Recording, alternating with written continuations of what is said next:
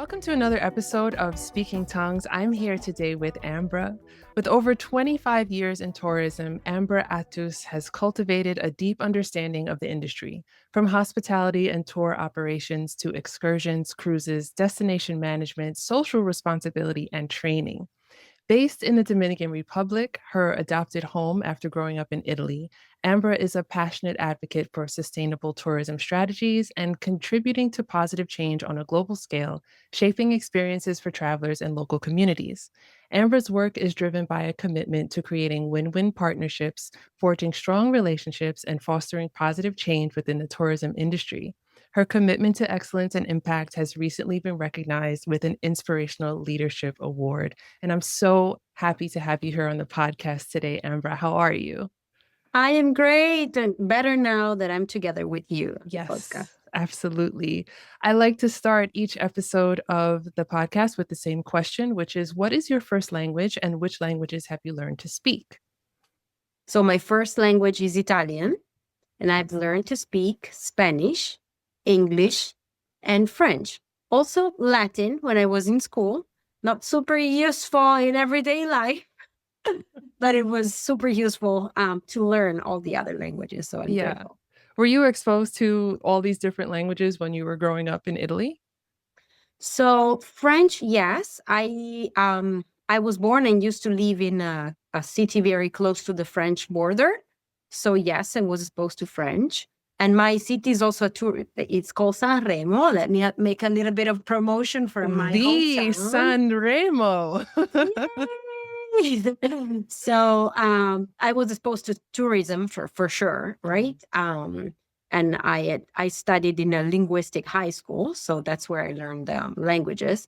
But then I really just started traveling very early, being a rebel without a cause. So that's how I got exposed to the languages.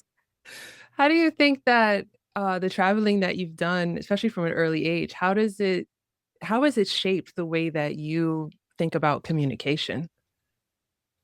I think that traveling from early age, which was my 18 years old, I finished high school and I just decided I would travel abroad. And that was Egypt, Turkey, Greece, a lot of different places. I feel that gave me perspective, right? So that there isn't just one way to communicate or not just one right way to communicate, but many ways to communicate. And in Italy, we are very expressive and emotional, and we use our hands a lot. And that can come through, very differently depending on who you speak with. So my first country that I visited as an alone woman working, so being 18 years old, was Egypt. And that is a very different language and very different culture as well. So that was a very quick learning that of understanding that really there's not one right or wrong way of seeing things, of communicating, of doing things, but just differences. So yeah. Do you remember what some of those initial moments that you experienced in Egypt, what some of those differences were like, and how did you navigate that? So the biggest differences that I found very challenging to get used to was the fact of how different women are treated if it compared to Italy or other countries. Especially, I mean, Italy is a very women-led country or household. Like women are very, very strong and very opinionated, and so it's hard to be faced in a different reality that is so different from yours, but also to see how that translated into the workplace. So the hotel where I was working, only the foreigners were women. There was no national woman working. They weren't allowed to work at that time. Oh, wow. in that specific place. And so that kind of gave me two opportunities, right? One, to learn quickly how to adapt your style and communication in a way different environment, being surrounded by such a different culture and with people that are not so used to have strong opinionated women around them in the work environment, but also the opportunity to be grateful, I guess, for my upbringing and my culture and the space and the voice that I had in my house and in my culture and in my beautiful Italy. And I guess that when you travel, you see a lot of that. And when you speak the languages with the different people, the more you go in depth learning the ins and outs, you're more appreciative for some things, I think. It's so interesting, I think, how we look at a lot of us look at certain parts of the world and almost as if they're all the same. Like you had like you're from Italy, for example, and I think that maybe you've encountered this, but people will think Italy is just like one country and everyone's the same. Or, being in Egypt as you were, it's just one country and everyone's the same and all the communication's the same. And I think it's so interesting to have these experiences like you have where you've really been able to see past that because of the work that you do and connect with people and communicate with people on a human level and just forge this path and way of seeing the world for yourself.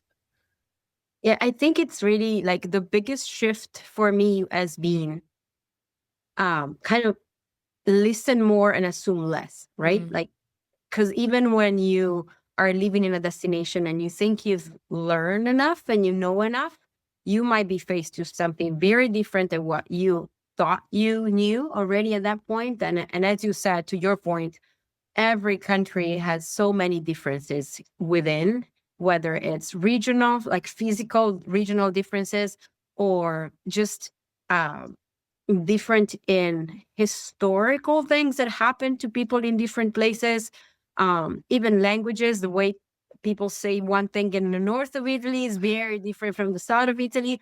So I feel communication quickly becomes clear to us that we travel from early ages, that it's not just what you say, but how you say it helps land the message in the best way, I guess. When you're working in a situation where there is that language barrier, and as you said, you're from Italy, which we know gestures mean a lot, and gestures go a long way in all different regions of Italy. But gestures are what help us cross a language barrier in a lot of ways. So for you, and you said you were in Greece, you were in Egypt and other places. How have gestures or tone or timing or any of those things, how has that helped you get past the language barrier? Well, gesture have helped and means helped at some point. So yes, gestures can be very, very different. So there are a universal gesture that will definitely be helpful to know and use, and it can help you go by and understand each other. But there are also very confusing gesture that all of us have in our countries and in our cultures. And I remember one specifically, the first week of living here in the Dominican Republic many years ago. I thought someone was blowing me kisses, and I was very confused because that gesture of like with your mouth that looks like blowing a kiss, it's actually indicating a direction, like go that way. So if you'd ask me where is the door, I would go like over there. So it's using your eyes and your mouth in like that kissing, position. Kind of was very confusing to me. And it was weird. He put me in a weird position. I did not know what to say. I totally reacted wrongly, very poorly to that. Oh no. Because I just assumed they were, sending me kisses, which was very inappropriate for a manager. So yes, that gesture can be helpful and not so helpful. And but also another funny story with gesture is that when I know Italians, we use hands too much, and you might not believe it, but I've learned to use my hands less. So now that you know that, you see, oh my God, what was she doing with her hands before, right? So I once I took a training for like an oratory for public speaking training. And we all had to share our challenges and why we were there. So my challenge was, I don't know how to speak without my hands. And I knew at that time it was really affecting how I would come through. Like my hands were just all over the place and very, very, very all over the place. And so that was my challenge. And so in the next 1 hour, we were all participants kind of asked to face our challenge. So each one of us had a specific task. And my task, I had to stand in front of everybody and just share something from that day, some learning from the day, or what I had for breakfast, something very basic, I don't remember. But before I started to do that, the facilitator decided to kind of tie my hands behind my Oh back. no. And that was crazy because as soon as they tied my hands behind my back, I was like muted, like I could not speak. My mouth wouldn't open and words would not come out. So, yes, gestures are an important thing in Italian culture, so much so that you might not speak when you're without gestures, but I've learned how to use them and where to use them and when and how is that appropriate and not. And I hope it's coming across well in this podcast. Yes, it is. And I will tell you that I am a non-Italian person and I also speak with my hands. And I have tried to stop doing that, especially as I'm sitting here because there's been so many times I've just smacked this microphone like away from my face. But I'm always talking with my hands and I've tried like sitting on my hands and I also am mute. Like I can't think. I can't think. And maybe I need to try your way and just have someone tie my hands behind my back and like force it out of me. I wanted to actually say the gesture that you were talking about before when you first got to the Dominican Republic and you thought someone was blowing you a kiss. For our listeners, it's kind of like uh making a kiss with your mouth, but making your mouth point in a specific direction. And I do that too, but also that's a very Caribbean thing. And it's also a very Colombian thing, I found out, because my best friend who's Colombian, she used to do that to me all the time. And it's just like a way that, she and her family have always communicated. And I recently found out that I guess that's a very Caribbean thing that people do, which is, Yeah. yeah, it's so cool. Maybe not in the case where you had a colleague do that to you because it reads as inappropriate. But Yes. I love how these like little gestures and things cross cultures and they're able to be read in different ways as long as you're not offending anybody. I think these are really cool things that tie us together and bring us together. Yes, it makes people special, right? I really appreciate learning all those things. I also had to learn that the lack of gesture or the lack of um, words, sometimes like silence, absolute silence, is also powerful. We talk a lot about speaking and communicating, and I feel a big chunk of that is also silence. And it can be awkward if you're not used to it, if you're in a communication position, if you are from a country where we speak so much. But then I had to learn how to live with that. And then communication is not just verbal, right? So that was also like some interesting learning, I would say, from working with so many different cultures. Yeah. Tell me about your work with Aquila. Did I say that right this time? Yes. Aquila. I've been practicing. With Aquila, Center for Cruise Excellence, you've said that speaking a language doesn't always mean understanding the culture behind it. And Yeah. I'd love if you could talk with us a little bit about what that looks like and what that looks like for in the context of the work that you do. Yeah. So I'm the Director of Impact Growth and Development at Aquila Center for Cruise Excellence. And for us, it is absolutely important at all time to really not just speak the language, but really understand the culture of the destinations we work with. And we work with destinations worldwide. So that can become challenging at times. But if you can be fluent in the language and still miss the point, right? If you don't understand the culture. And so it is very important for us at Aquila that we really dive deep into a destination's culture and the characteristic of that place and of its people.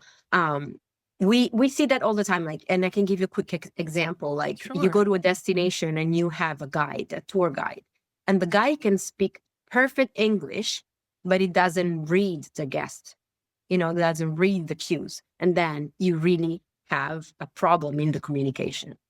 You have cultures that say no very directly, like my Italian culture would be like a no to your face.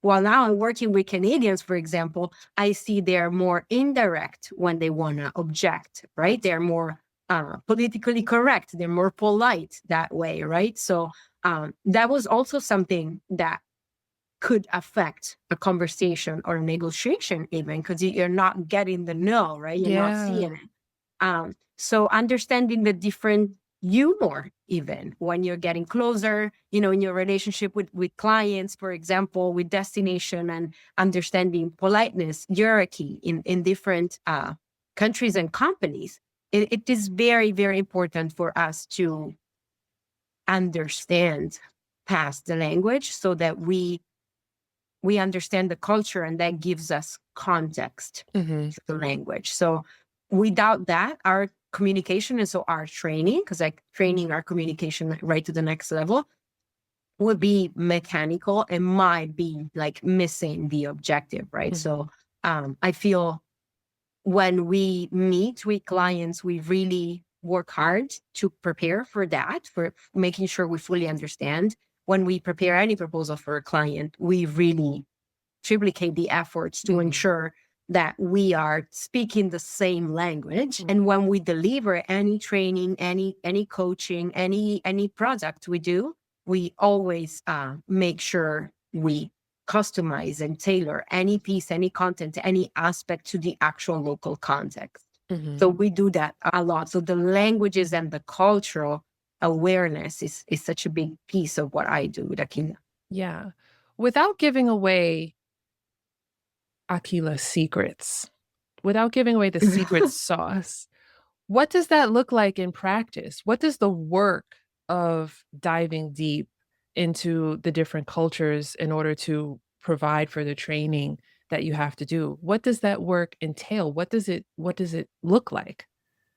Well, first of all, it means that we need to know the basics ourselves very well. So we really master cruise industry. And that might sound like like we think so much of ourselves, but we do. Like, our team is fantastic. We have a team that is made of experts in the tour component. So we are both a tour operator and a trainer. And so we have that perspective of how do you operate, how do you run things, the communication with ports, with governments. We have in our background people like me and like others that have worked in destinations development. So we understand it from a 360-degree kind of view and perspective of the different stakeholders. Like all the global trainers, of course we have training in training others, like in sharing knowledge successfully. So having that very clear allows you to have those basics where you can build on every time you encounter a new client, a new destination, a new situation.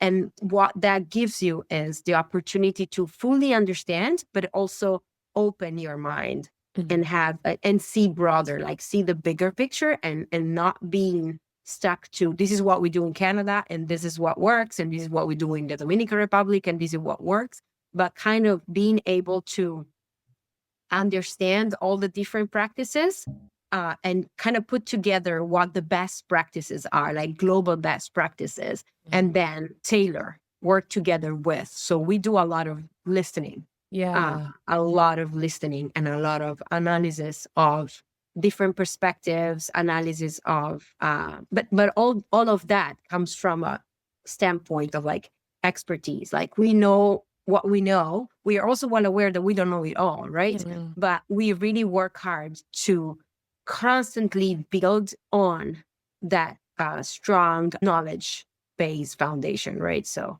we kind of do the extra mile every time. And in practice, it means a lot of research, a lot of never stop learning ourselves. We share learnings with each other in the team, across teams.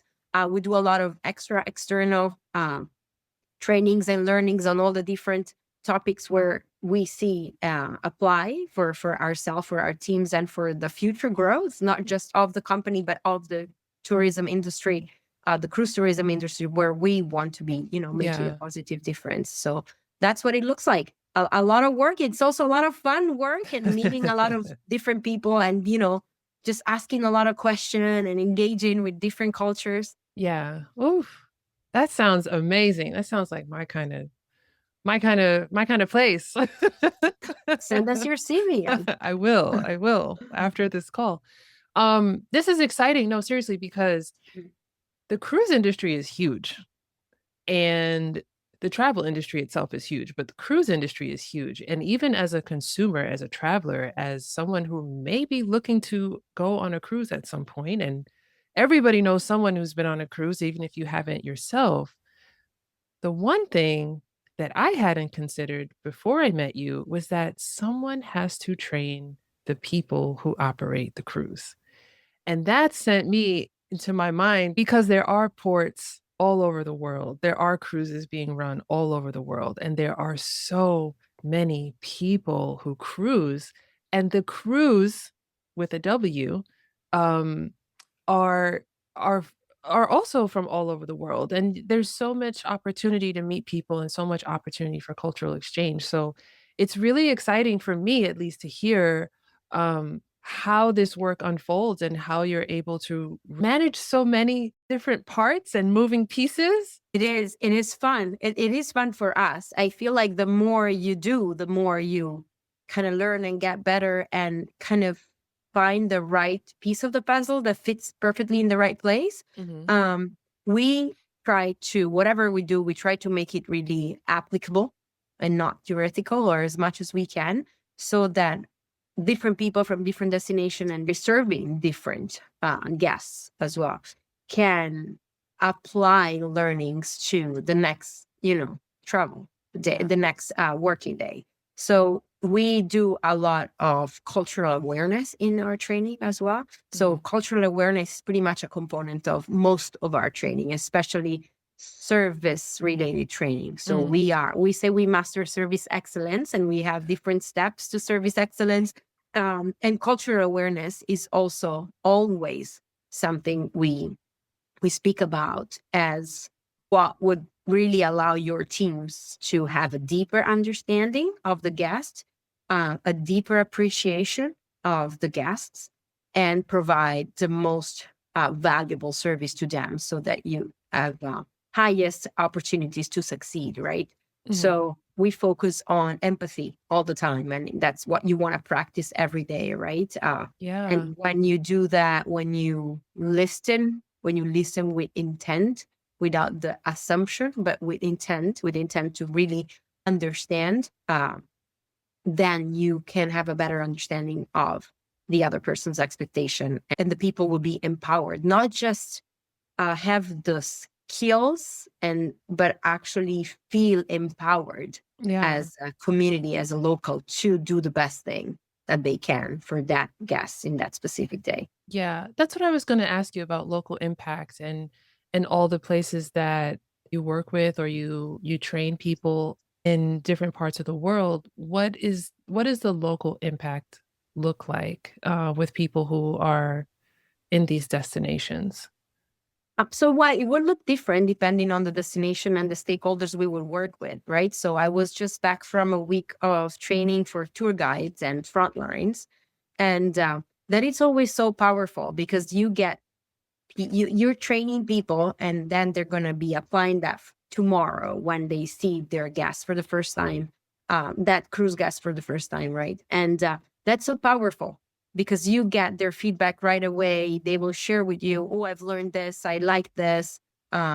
We share tips that are practical, as I was saying, and we understand the bottom goal, right? Yes, you want the travelers to succeed. You want the traveler to have a great day. You want the traveler to have the fantastic experience. But you, as a frontline, you want to make the most out of it too. You want to make money. You want to make tips. You want to have a wonderful day with no hiccups.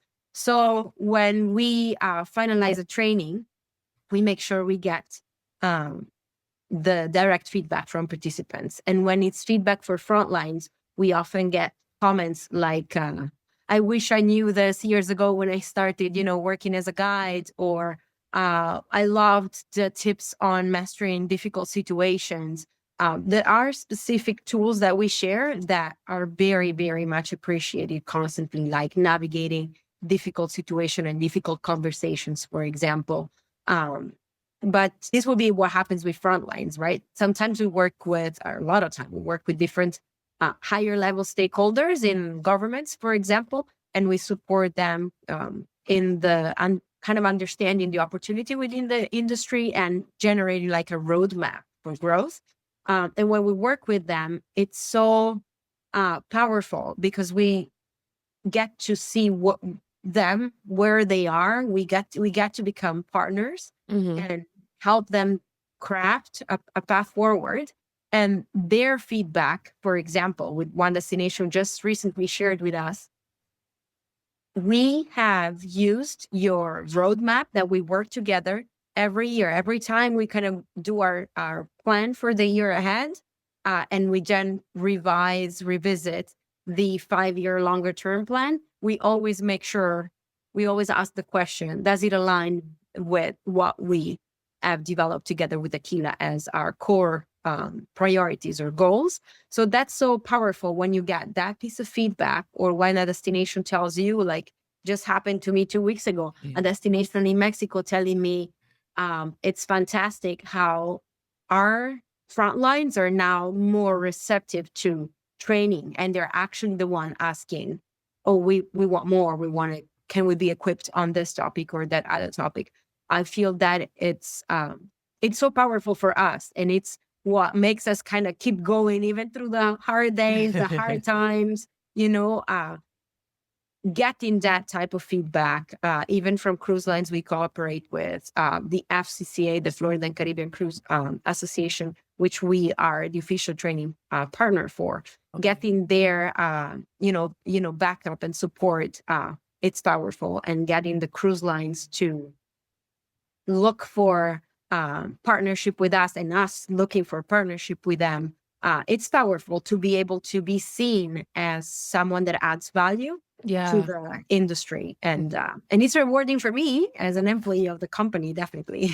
Makes me very happy. So in the Caribbean, we have so many languages that are spoken there. Yes. And so many, you're working with this huge cruises all the time in the Caribbean, all year long. Yep. All the time.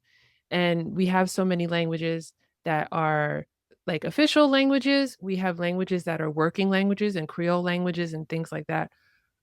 What does that multilingual like landscape sound like or look like when you're working within this particular region?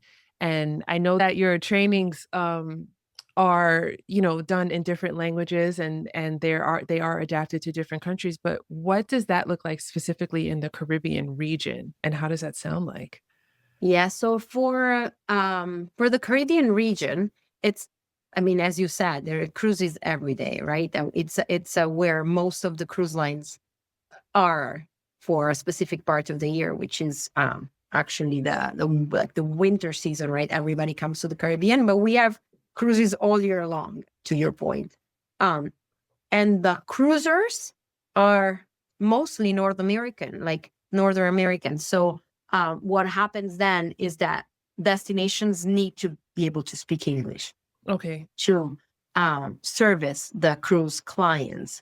So that also kind of makes it easier, because it brings us all to a place where we need to be able to speak English, all of us. So for example, our tour guide training, we have a program that it's Tour Guide Excellence International Certification. That is an internationally valued certification for guides that was designed together with FCCA and cruise lines, and to support the cruise industry model, right? And the success of the cruise industry. That training is almost always delivered in English, because the expectation is that any tour guide should be speaking English, at least. And they would also speak, additional languages. Ideally, they would speak 2 languages. But for sure, English is the one they should always speak. But it's not 1 or 2 like the cases. It's many the cases where we go in and do training in Spanish or in French, so we don't go in deep as Creole or the different variation of a language, Okay. but we do support when needed. So, for example, we can go in a destination and do specific training in English. For example, if it's tour operators that are currently constantly negotiating with cruise lines, they would be negotiating in English. So we know we can speak to them in English. And it could be a product development training completely in English, but it could also be the case that we want to support their vendors, the market vendors and that frontline type of experience, and that we can deliver their training in that local language. So we might go and do a French vendor training, right?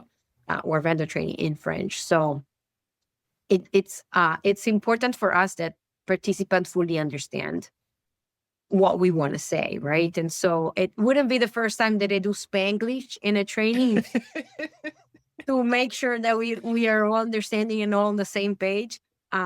So it allows us to connect on a deeper level, with participants as well. Okay.